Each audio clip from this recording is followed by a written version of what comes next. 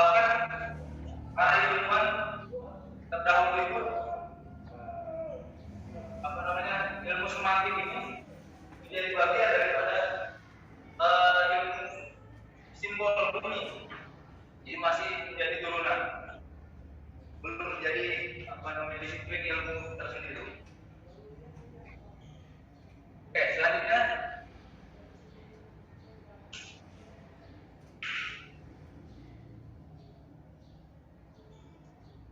masa kedua. Nah, semantik dikenal sebagai ilmu murni historis.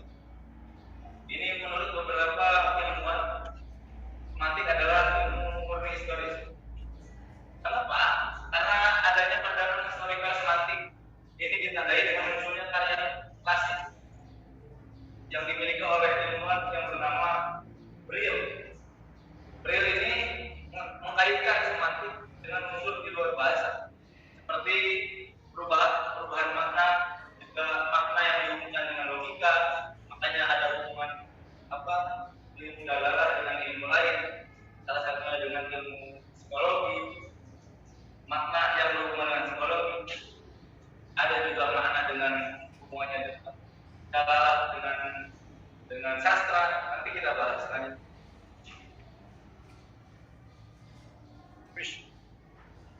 Oke, selanjutnya pada masa ketiga, jadi disebut masa ketiga itu pada masa akhir abad 19.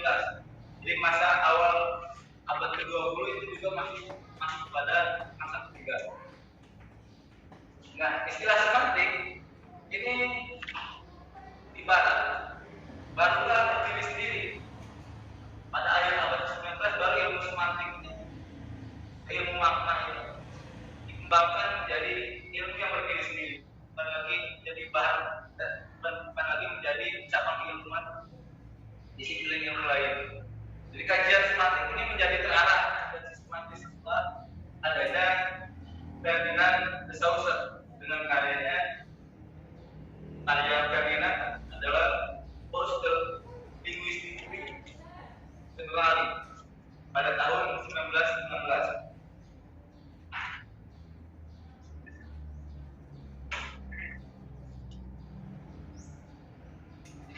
Nah, ini menurut beberapa ilmuwan dibagi menjadi pada 3 masa. Nah, terus lalu kajian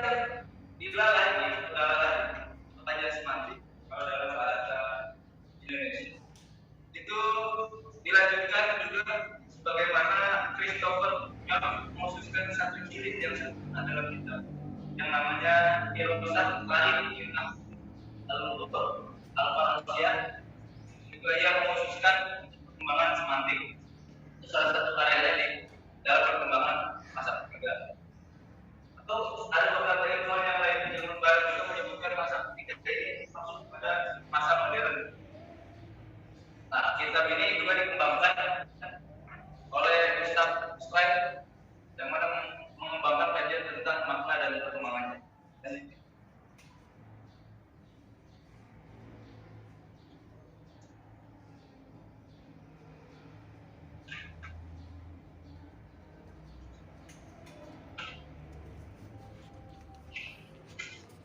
Oke, selanjutnya kita masuk pada perkembangan semantik di Jazirah Arab atau di perkembangan semantik di Arab.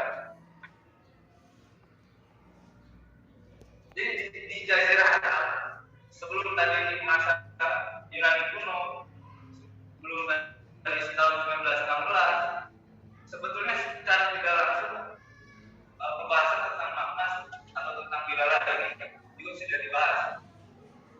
Nah, studi mengenai makna itu muncul dengan adanya kesadaran para ahli bahasa yang memahami ayat Al-Quran, di samping juga dalam rangka menjaga kemurnian bahasa Arab. Setidaknya hal ini dapat dilihat pada 2 aspek. Pertama, pada tataran teoritis, kedua pada tataran praktis. Lalu para linguis Arab ini dalam mengkaji masalah makna atau semantik ini sudah dimulai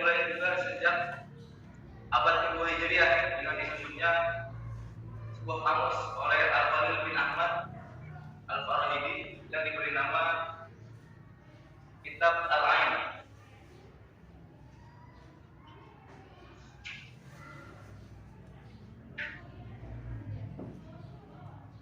Yang mana sebelumnya ini, yang mana Kitab Al-Ain ini sesuai dengan kata pertama dari urutan entry yang disusun berdasarkan urutan makhraj bunyi dan hal tenggorokan sampai di bibir. Nah itu nama Al-Ain tadi, Kitab Al-Ain. Nah pada perkembangan itu muncul perhatian yang besar dari para saintis Arab. Sebagai contoh konkretnya, para saintis Arab ini membuktikan secara nyata dengan cara pemberian titik dan baris pada Al-Quran. Itu salah satu contoh.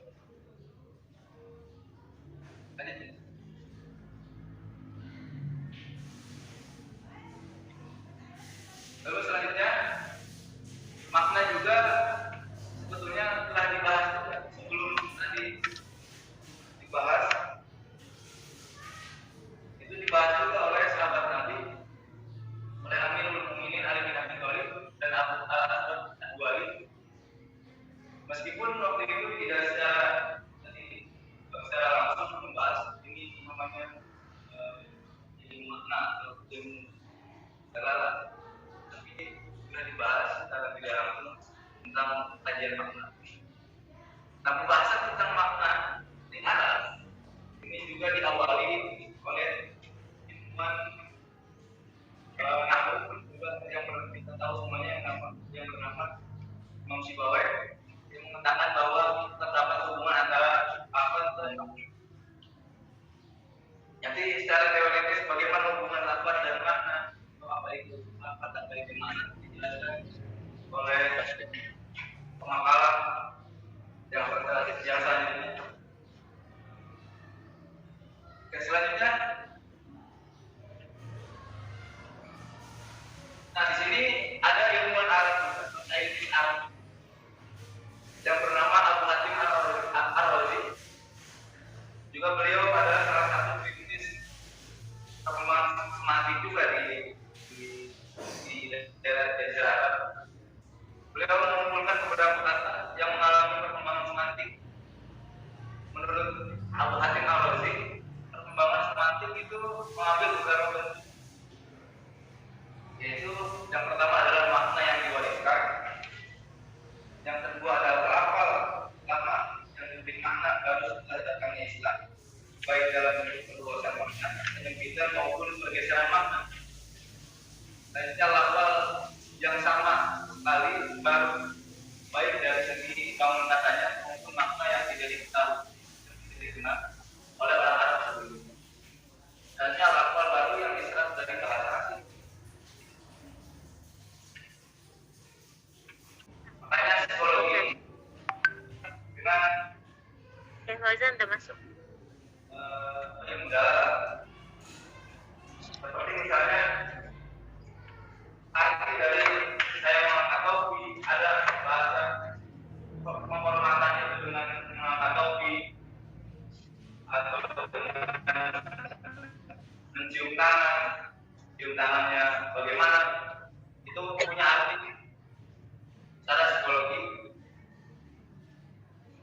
Tapi unsur itu harus akan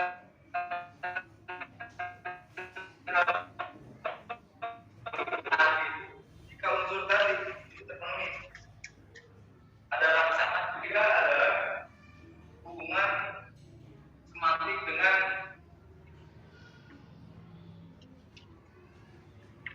sastra.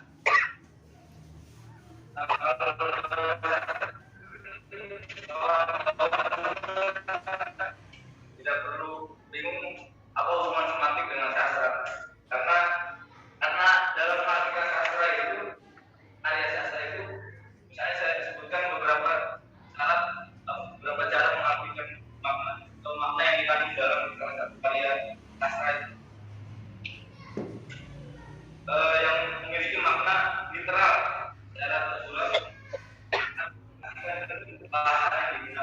atau bahasa yang digunakan ini misalnya estetik atau juga bersifat imajinatif, sehingga perlu ahli khusus untuk memaknai. Yang kedua, dunia rekaan. Jadi biasanya karya sastra itu punya makna atau ditulisnya karya sastra itu karena dunia rekaan bagaimana pengarang yang mana timbul dari dasar imajinasi dan kreativitas pengarang, sehingga perlu juga memahami makna dari imajinasi itu.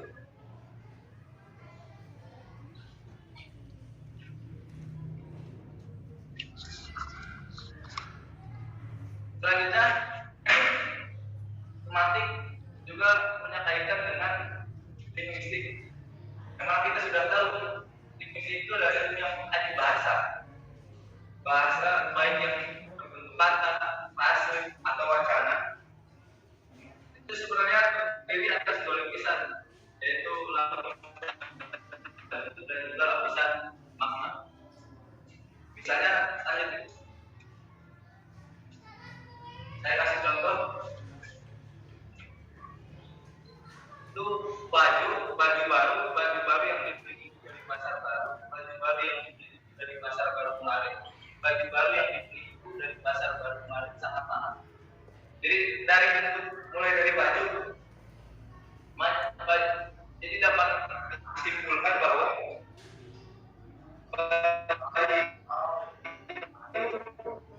ada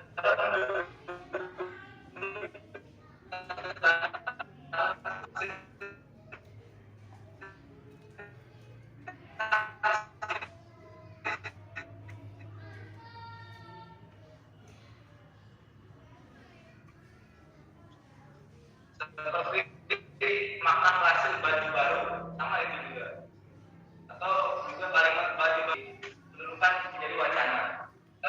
Minggu kemarin pergi ke pasar baru juga di sana itu adalah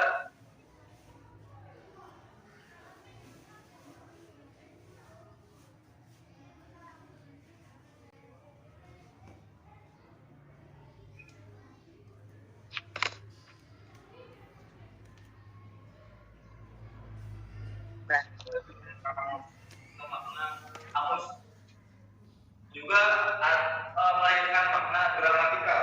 Gramatikal itu yang kata unsur dan fungsinya atau fungsional. Karena dari contoh tadi mengandung kata, frase, klausa, kalimat serta wacana. Jadi ruang lingkup semantik itu juga bisa menjaga pada tatanan monologi, morfologi, sintaksis, dan wacana, bahkan juga teks. Pada intinya bahwa pengembangan sejarah semantik tadi menyimpulkan bahwa ilmu disiplin ilmu makna itu berkembang mulai dari zaman Khalifah Nabi, juga berkembang juga di kalangan Barat, bukan hanya di kalangan Arab, juga di kalangan Barat. Bahkan tadi juga ilmuwan terkenal Aristoteles dan beserta gurunya Plato juga menjadi salah satu kelompok bidang keilmuan makna atau semantik. Tapi tidak secara langsung juga dengan semantik, tapi makna. Tadi Plato juga menyebutkan bahwa simbol makna, simbol bunyi itu berkaitan dengan perkembangan. Saja bisa saya sampaikan. Mohon maaf mungkin. Jadi tidak jauh berbeda dengan yang mau menjelaskan yang menurutnya juga sama, bahwa suatu makna tidak dapat diri melainkan padukan unsur dengan konteks yang sama supaya dapat menjadi satu kalimat yang lebih bermakna. Selain itu, makna dalam tiap kalimat terdiri dari yang pertama, hubungan tiap fonem dengan konteks konteknya, atau hubungan fonem satu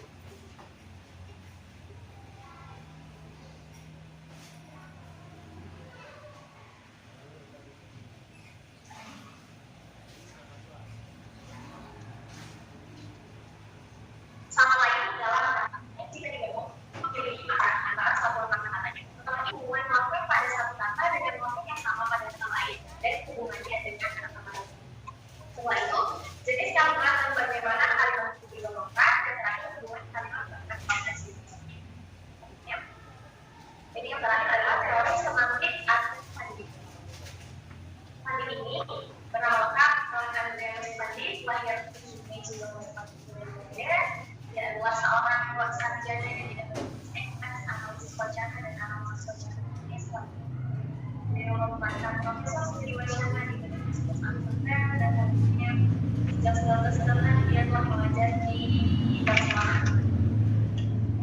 Oke, jadi matematik ini menggolongkan menganalisis teks itu, menganalisis teks dari tiga dimensi. Yang pertama itu dan teks, yang di dalamnya ada semantik itu sendiri di dalam teks.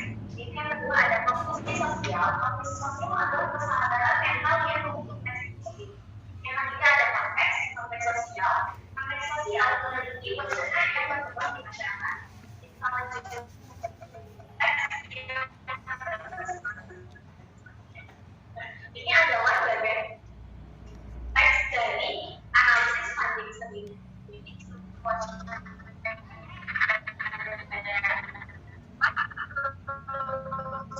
struktur dan di dalam teori funding ini terdapat itu makna yang ditekankan dari teks wacana itu sendiri.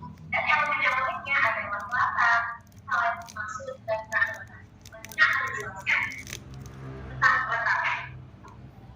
Latar itu sendiri berita yang mempengaruhi makna yang disampaikan. Jadi latar ini sendiri yang bisa membuat suatu makna lebih bervariatif. Karena ada yang latar itu tahu makna.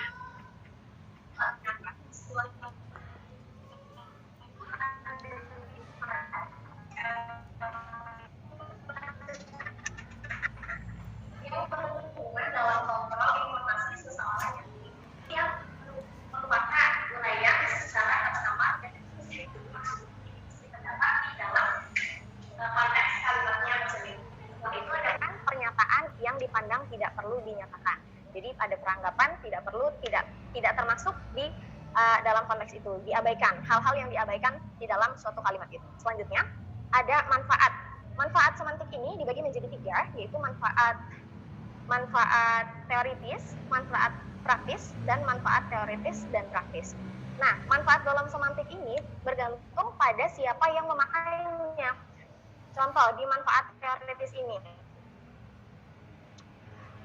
Manfaat teoritis itu bagi para guru dan calon guru mempelajarinya, memudahkan para guru dan calon guru mempelajari dengan sungguh-sungguh akan bahasa yang diajarkannya, karena ini manfaat teoritisnya, secara teorinya. Setelah itu, manfaat praktis ini berdasarkan memudahkan guru juga dan calon guru dalam mengajarkan bahasa itu kepada muridnya. Jadi lebih diaplikasikannya. Kalau tadi teorinya, guru mencari hal-hal yang bisa diajarkan karena itu manfaat teoris. Setelah itu praktis. Setelah guru mendapatkan ilmunya, lalu diaplikasikannya kepada muridnya, itu manfaat praktis. Setelah itu ada manfaat teori. Terbalik. Tadi manfaat teoritis dan praktis bagi calon guru. Jadi pada mengajarkan, kalau teoritisnya ini ditujukan bagi mereka yang berkecimpung dalam penelitian bahasa, berkecimpung dalam hal-hal bahasa seperti kita yang mempelajari tentang bahasa. Seperti yang dipelajari di Fakultas Sastra, pengetahuan semantik akan memberi bekal teoritis dalam menganalisis bahasa atau bahasa-bahasa yang sedang dipelajarinya. Setelah itu ada manfaat praktisnya. Manfaat praktis ini untuk seorang wartawan atau reporter serta orang-orang yang berkecimpung dalam dunia persurat kabaran dan pemberitaan, semantik akan memudahkan mereka dalam memilih dan menggunakan kata dengan makna yang tepat. Jadi langsung digunakan manfaat praktisnya oleh reporter dan wartawan, langsung digunakan untuk pemilihan kata-kata yang nantinya akan ditulis di dalam surat kabar dan platform-platform untuk dibagikan kepada khalayak ramai. Setelah itu, yang terakhir adalah objek kajian semantik.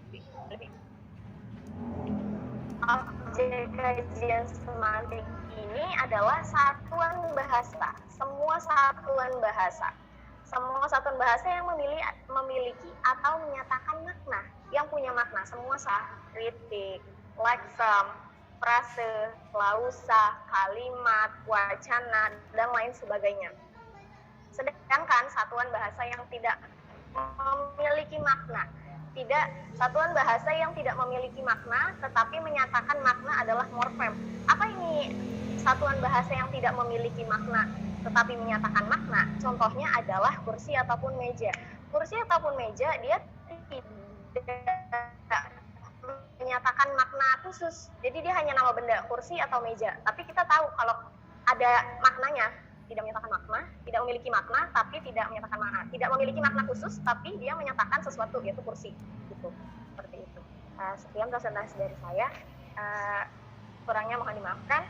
Wassalamualaikum warahmatullahi wabarakatuh. Sekedar nambah saja ini. Tadi ditanya dalalah sebelum Al-Quran ya. Kalau merujuk ke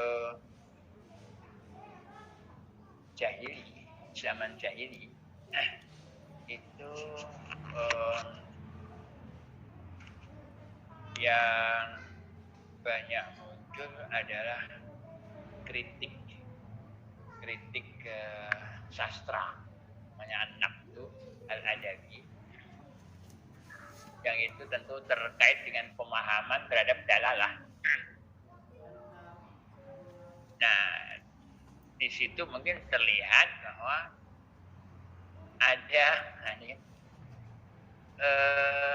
masalahnya adalah itu kan pas apa enggak, sesuai apa enggak antara lambang bunyinya dengan maknanya.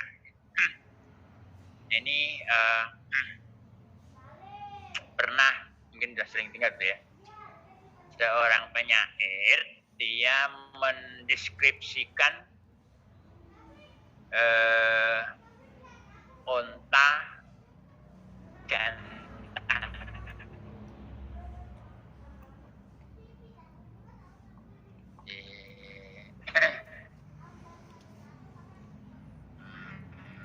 saya lupa awal yang di belakangnya alaihi syo'ariyatu muqdawir.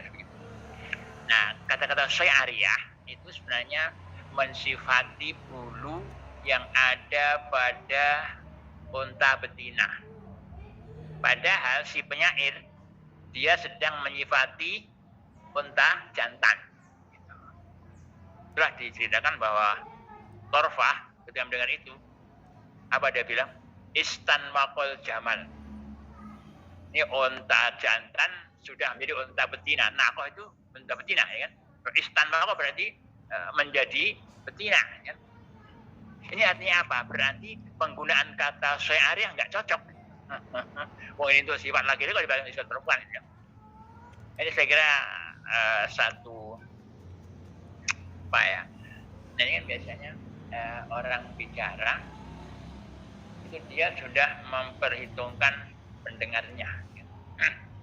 Nah, ini ternyata pendengarnya cerdas. Ketika dia ngomong dia salah, itu sebenarnya dia tahu dia. Nah, ini sebenarnya memang pemahaman itu adalah qasimun mustarok. Jadi apa namanya ya? Bagian yang masing-masing kita dapat. Nggak ada beda antara masing-masing orang. Nah, itu hemat saya, dan mungkin ya kalau di mungkin ditanya, ternyata orang-orang jahiliyah itu syairnya sudah luar biasa. Di dalam memberikan tasbih-tasbih itu sudah luar biasa itu.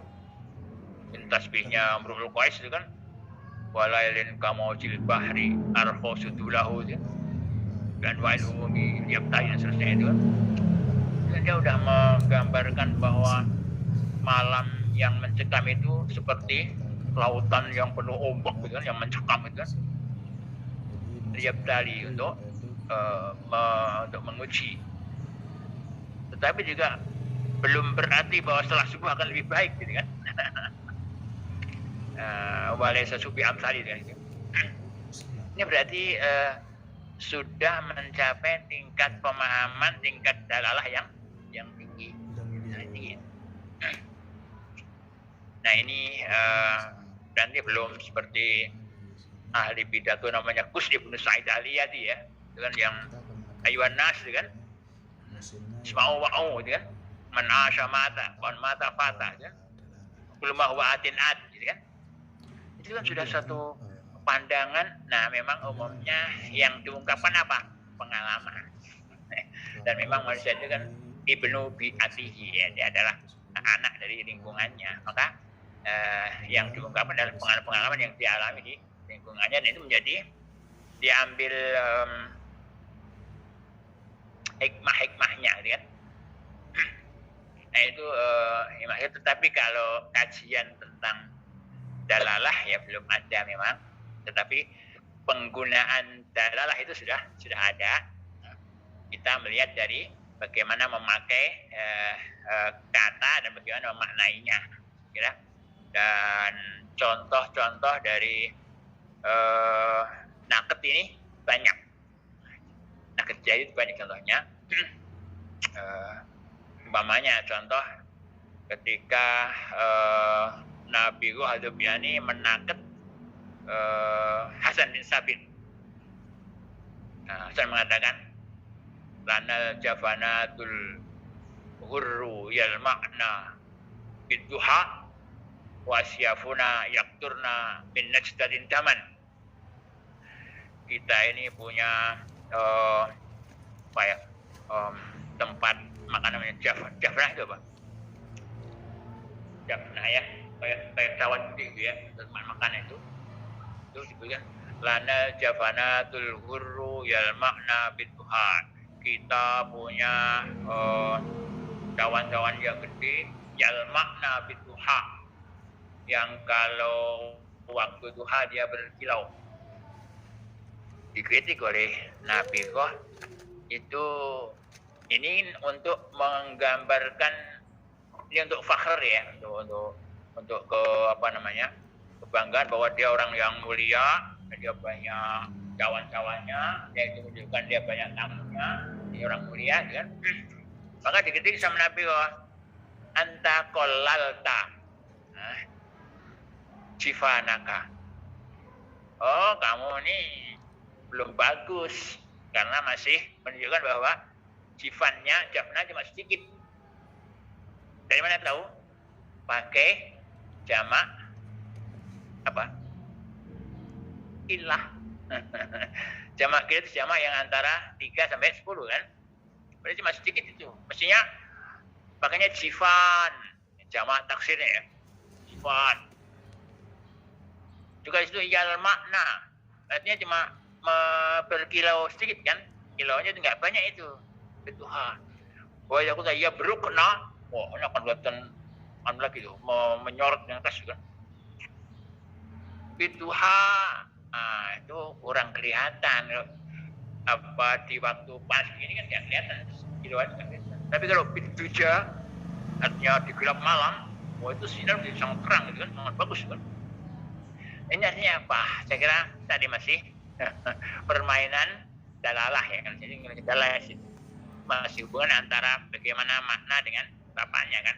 Ini saya kira jadi mungkin permasalahan dalalah dalam arti ya pemakaian khususnya. Sudah sampai syair itu kan tingkat pemakaian ungkapan yang paling tinggi. Mengapa? Karena kan syair itu dianggap sudah tingkat seni paling tinggi. Dia harus menyesuaikan dengan kofiahnya, dengan wazinnya, dengan maknanya. Itu kan nggak gampang itu. Maka yang bisa bikin syair luar biasa itu. Nah, maka bahasa syair itu bahasa yang sangat ringkes, ya, pendek, tapi maknanya dalam. Ya. Ini mas saya sudah mencapai tingkat penggunaan dalalah yang luar biasa, tinggi itu. Ini saya kira kalau tanyakan dalalah sebelum Al-Quran berarti di kalangan orang Arab ya, itu orang-orang jahiliyah sudah. Nah, barangkali juga itu skenario Tuhan untuk menggiring nanti sampai ke tingkat Al-Quran. Perkembangan bahasa zaman jahil itu cepat. Mungkin pertama karena ada kabilah-kabilah, dua ada pasar-pasar seni, kan? Nah, itu kan dan pasar nggak hanya satu ya, nggak hanya Ukas saja, ada Jilmajas, ada Madinah, ya. Nah itu semua di masa itu adalah sarana untuk mengembangkan bahasa dan cepat. Awalnya saat itu kan masih belum seramai sekarang ya. Kalau bisa seperti itu, dan itu kan tiap tahun ya bulan apa di pasar ini, bulan apa pasar ini, ada paling besar tempat itu dekat dengan panjang. Nah itu punya makna bahwa Allah sudah menyiapkan perkembangan bahasa ini sehingga sampai pada saat Quran datang itu bahasa Arab sudah sangat dalam, sangat tinggi. Sehingga mungkin kalau nggak bahasa Arab mungkin nggak mampu mengungkapkan wahyu-wahyu Tuhan. Bahasa ini kan bahasa paling kaya. Kita punya nggak? Kalau begini ini jarak antara bawah Nusta ini namanya bahasa Indonesia, ada nggak? Antara ini dengan Sabah ada nggak? Kalau Arab ini ada sendiri, ini dan ini ada sendiri, ini dan ini ada sendiri. Ini narik dengan sini namanya apa? Kita tahu nih. Siber ya kan? Arab sangat. Ini saya sampaikan. Tangan yang habis kena daging lain lagi namanya, kena susu lagi namanya kan, kena minyak lagi namanya itu. Ini yadul ala anna hunaka diqqah fi wasfi al-waqi'. Ada kecermatan ya, kedetailan ya di dalam mengungkap satu fenomena ya. Ini yang enggak mudah. Dan itu bisa memang mungkin Tuhan sudah menyiapkan ya. Kemampuan hafal orang itu luar biasa loh. Sehingga sekian banyak itu dia tahu. Ini saya kira dari sisi dalalahnya orang-orang jahiliyah udah luar biasa itu. Meskipun begitu, ketika turun Al-Quran, mereka masih kadang nggak paham. Iya kan? Ingat yang dianggap sebagai semacam embrio munculnya tafsir apa? Ketika ada sahabat yang bertanya, kan? Masih ingat apa ini? Alladzina amanu walam yalbisu imanahum bizulmin ulaika lahumul aman. Kan? Sahabat loh. Siapa di antara kita yang enggak punya zulm, ya kan? Berarti ini kita enggak ada yang aman semua nih, karena kita punya zulm kan? Aduh, ini artinya apa? Bagaimana dia memahami zulm, ya kan? Ternyata dia masih belum bisa memahami zulm, ya kan? Maka apa kata Nabi? Zulm di sini yang dimaksud yang dimaksud oleh ayat inna syirka la zulmun azim. Nah, yang dimaksud dengan zulm ini adalah asyirk. Nah, ini kan jadi mungkin orang Arab yang gitu kayaknya dalalah dia masih kurang ya untuk memahami Quran itu. Ini hemat saya orang Arab jahiliyah itu dari segi kemampuan dalalah ya, bukan ilmu ya, kemampuan dalalah sudah luar biasa. Ya kalau umpamanya syair-syairnya Zuhair Ibn Abi Sulma kan, syair-syair hikmah itu banyak sekali. Umpamanya apa?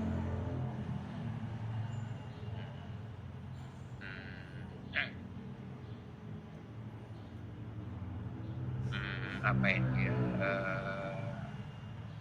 Saya lupa adanya. Yang di akhirnya itu waman la yattaqishat ma yustami.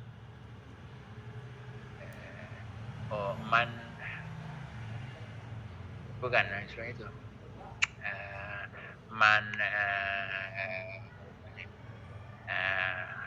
Firru. Artinya orang kalau dia bisa menjaga dirinya dari celaan orang, orang yang bisa menjaga harga dirinya dengan berbuat kebaikan, maka dia sudah menjaga harga dirinya. Dan orang yang tidak menjaga celaan orang, dia akan tercela. wa man la yattaqisat ma yustami.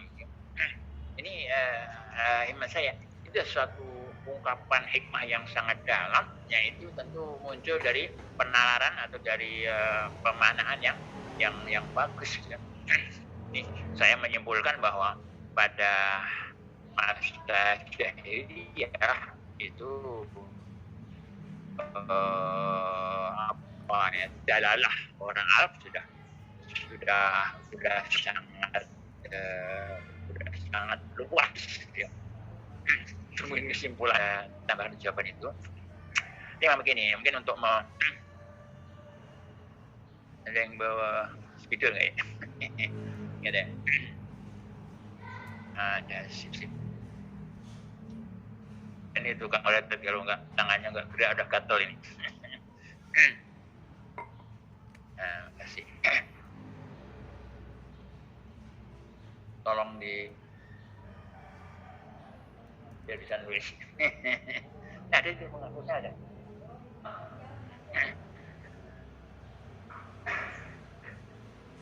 Oh, nggak bisa. Oh, ya udah, berarti harus bagian. Ya udah. Saya mau memberikan kata-kata tohana.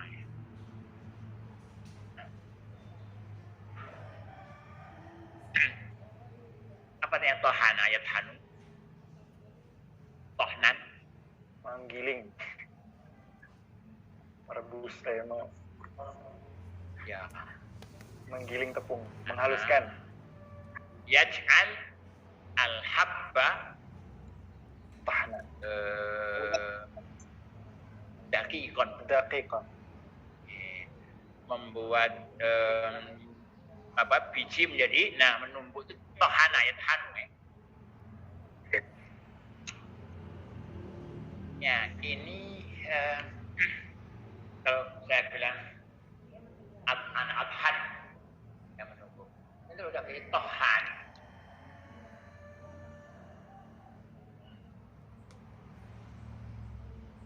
Ini apa? Jadi mubalaghah ya. Itu berarti tukang. Nah, tukang tumbuk nanti ini dia tidak sekedar punya makna, tapi dia sudah punya makna sosial. Dia akan berkait dengan orang-orang banyak. Nanti orang akan datang kepadanya, ini tolong ditumpukin dong. Bisa jadi dia akan, ini jelek, ini yang kurang, itu kan. Dia ini bisa punya mas'uliyah dia. Dengan ini. Udah mau seperti udah lebih luas lagi kan. Itu jadi keadaannya berkembang. Nanti ini bisa ke teknologi. Namanya mithanah namanya.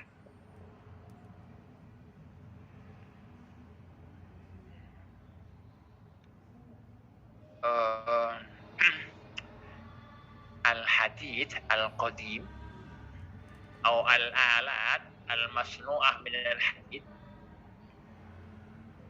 al-fasidah yumkin an tudhan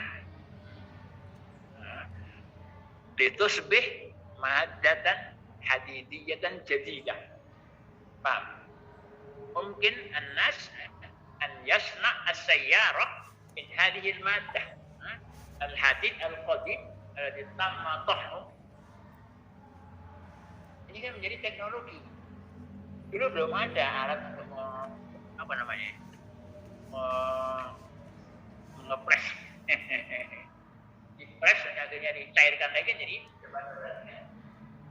bisa ke teknologi akhirnya kan. Ada makna ad-dalalah mungkin kalimah wahidah. Sehingga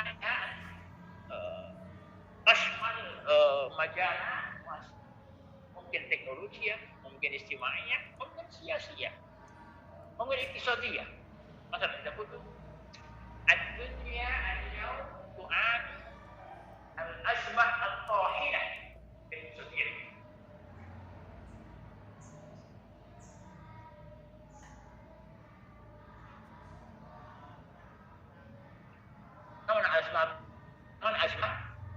Tohina yang menempuh apa? Masih syadidah terjadi ekonomi kemana? Ada mana anna adalah bagi bahsun wasik jiddan wa lughah Arabiyah min al-lughah mana aku al-marinah. Mana marinah? Iya, fleksibel. Dia bisa muter kemana aja. Dia hanya bisa dikasih tambah apa, dia udah lain lagi, artinya luas. Itu bahasa Arab itu.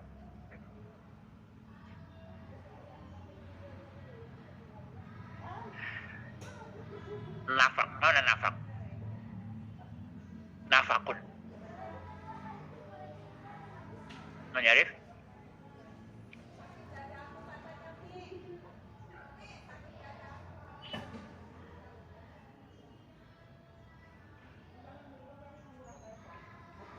Fi ayat Quraniyah mana? Ya bagi nafakon fil ardi mana? Coba cari ayat Qurannya ada nafaknya. Anda bertagi nafakon dari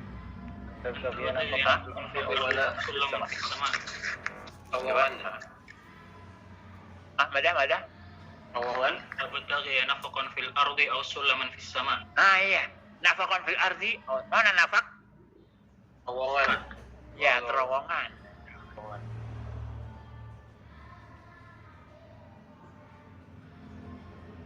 Nanti ada munafik. Mal alaqah. Bain nafaq wal munafik. Antum ta'rifuna sujudnya. Ini ada dia punya rumah. Coba siapa suka nyari jangkrik? Dia punya dua pintu dia. Ini ada pintu nih. Kalau ada bahaya dari sini, dia keluar dari sini ya. Ada bahaya dari sini, dia keluar dari sana ini.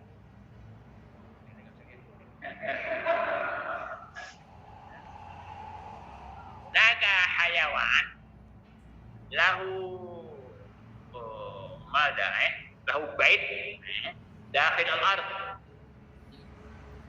walakin lahu tariqani hunaka min al-yumna wa huna al-yusra idza al-khatar min al-yumna huwa yakhruj min al-yusra wa bil aqs idza jaa al-adrar min al-yusra yakhruj min al-yumna. Mada nusami? Aduh, masmu al-hayawan. Itu. Adatan al-jud. Ya, ini jangkrik juga bisa ada begitu. Huna makna hadha alladhi ba'du kaifa al-munafiq. Huwa idza ra'a annahu idza qala muslim hadha al-qaul mudhir wa yantakir ila qaul akhar. Mana kafir masalan yakuna saliman min ad-darar masalan. Ada mana? Lidzalika yuqal al-munafiq zu al-wajhain.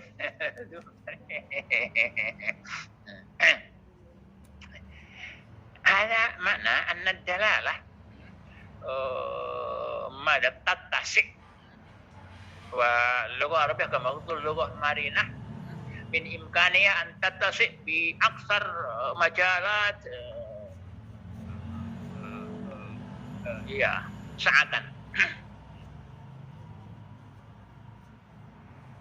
ولذلك نرى أن خاصة بعد القرن الثاني ثالث بدءا من سيبويه وقد كان عنده بحوث كذلك دلالية لكن من خلال نحوي وبعد مثلا خليل كذلك بحوث دلالية من خلال المعجم العين معجم دلالية وبعد ابن فارس إلى آخر ذلك فبحوث دلالية وحتى بعد الإمام الغزالي وعنده كتاب اسمه معيار العلم، هناك بحوث في الدلالية. والأصوليون عندهم بحوث في الآلية. إلى إن أكثر من له فضل في توسيع مجالات الدلالة المعتزلة. زمخشري المعتزلة، صاحب التفسير الكشاف معتزلي. السكاكي أيضا معتزلي. السكاكي القاضي عبد الجبار ذلك له بحوث دلالية. من آخر؟ هذا في السكاكي. الكتاب المغني في مجلد 16 بحوث حول هذا مثلا. لماذا؟ كما تعرفون أن المعتزلة هم يهتمون اهتماما كبيرا بقدرة العقل. لذلك هم أصحاب التأويلات. Yang paling banyak takwilnya orang-orang Mu'tazilah. Ya. Huwa la yakbal in kana al-ma'na yukhalif al-aql. Fi katsir min al-mashakil. مثل ما عندما قال الله تعالى ماذا؟ وجوه يوم ناظرة إلى ربها ناظرة. المعتزلة لا، الإنسان لا يمكن أن ينظر الله. لماذا؟ هناك فرق بعيد بين بؤد الإنسان وبؤد الله. mana بؤد هنا؟ dimensi. Beda dimensinya, nggak bisa. Mana al-jumhur هكذا. بل ماذا قال النبي؟ أنتم قال النبي في ظروف ماذا؟ ليلة مقمرة di malam purnama. ماذا قال النبي؟ أنتم ترون ربكم كما ترون القمر ليلة البدر. معنى يرى بالعينين، يرى حسيا هكذا.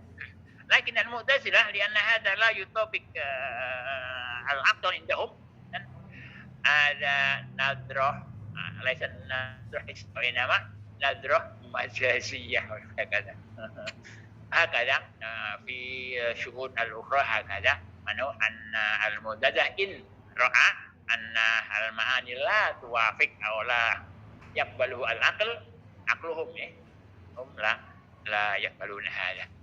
Hadha ma'na anna al-mu'tazilah hum yu'tabaruna man lahu fadlun kabir fi nahiyati ad-dalalah. Oke, adunnu kalami طويل. تفضل ربما هناك سؤال آخر أو الوقت ينتهي. Konsep makna itu tentunya sangat berkaitan ya dengan dengan bahasa atau yang kita pelajari. Nah, bahasa itu kan punya komponen-komponen ya, komponen bunyi sebagai komponen yang pertama, kemudian komponen tata bahasa yang terdiri dari morfologi dan sintaksis, dan satu lagi adalah komponen makna ya. Nah, tiga komponen ini tentunya sesuai dengan kenyataan bahwa bahasa itu pada awalnya adalah berupa bunyi-bunyi ya, aswat ya, bunyi-bunyi yang abstrak yang mengacu pada lambang-lambang tertentu ya, seperti tadi yang sudah diungkapkan oleh Sajawati ya. Nah, kemudian juga berwujud lambang-lambang ya, yang merupakan seperangkat sistem yang memiliki hubungan tertentu ya. Dan yang berikutnya dari seperangkat lambang ini tentunya seperangkat lambang ini memiliki bentuk dan hubungan ya, hubungan yang mengasosiasikan adanya hubungan makna tertentu. Itu menurut Palmer ya, bahwa bahasa itu awalnya terdiri dari bunyi-bunyi yang abstrak ya, kemudian berupa lambang-lambang ya, yang memiliki seperangkat sistem ya. Lalu lambang tersebut memiliki bentuk dan hubungan ya, hubungan makna tertentu. Nah, seperti yang diungkapkan di awal ya oleh Ustaz Dardiri ya, bahwa bahasa itu makna itu tentunya, atau analisis makna itu tentunya hanya berlaku untuk bahasa yang bersangkutan ya. Ada misalnya istilah-istilah yang yang dalam bahasa tertentu itu hanya dipahami ya, dalam bahasa yang lain itu bisa hanya satu kata saja ya. Misalnya kalau dalam bahasa Arab yang sangat kaya ya, kosakatanya memiliki kosakata yang sangat kaya ya, untuk berbagai kata seperti jamal ya, kemudian nako, kemudian bair dan seterusnya, itu kan dipahami oleh dalam bahasa Indonesia itu kan orang situ hanya unta saja ya. Padahal itu memiliki ini ya, berbagai maknanya ya, berbagai maksudnya ya. Kemudian kajian makna itu kan seperti tadi dijelaskan oleh Ustaz Dardiri, bahwa kajian makna itu ya sesungguhnya ya bukan hanya sebelum Al-Quran turun ya, atau sudahnya ya, bahkan ketika manusia sudah berbahasa ya, situ sudah muncul makna. Ketika Allah SWT mengajarkan Nabi Adam al-asma ya, nama-nama. Nah, tentunya nama-nama itu telah memiliki makna ya. Nah, jadi makna masalah makna sudah lama diperbincangkan ya oleh ahli-ahli bahasa Arab. Antara lain misalnya Ibnu Jeni ya, itu sudah beliau mengungkapkan bahwa al-lughah yal aswat yu'abbiru biha kullu qaumin an agradihim ya, bahwa bahasa itu adalah merupakan rangkaian bunyi-bunyi ya, bunyi-bunyi yang diujarkan oleh setiap kaum untuk mengutarakan maksudnya. Nah, maksudnya di sini kan adalah berkaitan dengan makna ya. Maksud itu kan berarti berkaitan dengan makna atau arti yang disampaikan oleh si pembicara kepada si pendengar ya. Dengan menggunakan bunyi-bunyi yang diucapkan atau bunyi-bunyi yang ditulis berupa lambang-lambang ya. Jadi sebenarnya sudah dibahas ya jauh-jauh ya. Hanya mungkin sebagai istilah semantik itu baru muncul pada linguis Prancis ya, Michel Brel ya, Michel Brel dalam bukunya tentang kumpulan-kumpulan ini ya, semantik ya. Nah, barulah di situ digunakan istilah semantik ya. Dan disebutkan bahwa ilmu semantik itu adalah merupakan ilmu yang baru ya. Jadi awalnya itu semantik itu tidak diperhatikan ya, tapi pas abad-abad ke-19 barulah semantik itu benar-benar diperhatikan sebagai ilmu yang mapan atau ilmu yang mandiri. Dan saya kira itu sementara yang bisa ditambahkan, Ustaz. Syukran Ustaz Royani. Apa masih ada yang mau ditanyakan? Oke, kalau nggak ada, kita tutup. Ya. Syukran Ustaz Royani, syukran Ustaz Dawati. Ustaz Dawati, ada pesan khusus? Silakan. Pesan khusus Ustaz. Ustaz Dawati. Mungkin ada pesan khusus. Ya, oke. Pesan khususnya mungkin terkait dengan penulisan saja, Bapak. Jadi penulisan karya ilmiah yang dilakukan oleh dua pemateri kita hari ini, gitu loh. Jadi mungkin bisa jauh lebih diperdalam di bagian contoh-contohnya ya, ditambahkan dengan yang tadi sudah disampaikan oleh Bapak, mulai yang jahiliyah tadi itu, atau ditambahkan dari mulai kemunculan bahasa itu sendiri. Karena memang sebelum diperdebatkan di Arab, itu juga kan sudah diperdebatkan di kalangan dunia, yaitu Aristoteles, Plato dan lain-lain. Itu sudah membahas tentang tanda dan petanda seperti itu. Jadi mungkin ditambahkan dari situ ya. Jadi ada perkembangan dimulai dari awal kemunculan bahasanya, kemudian nanti ada beberapa aliran yang memang membahas tentang makna ini baik di timur maupun di barat. Mungkin lebih ditekankan seperti itu, sama penambahan contoh-contoh yang jauh lebih banyak. Jadi jangan contoh bahasa Indonesia saja yang seperti tadi ya,